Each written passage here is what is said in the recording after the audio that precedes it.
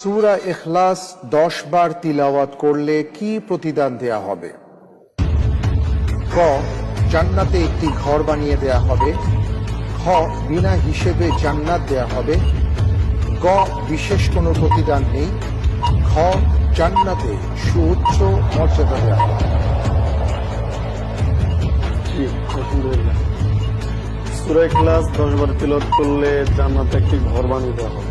Lock করে দেব। ক, lock করে দেয়া হোক। ক, জান্নাতে একটি ঘর বানিয়ে দেয়া হবে।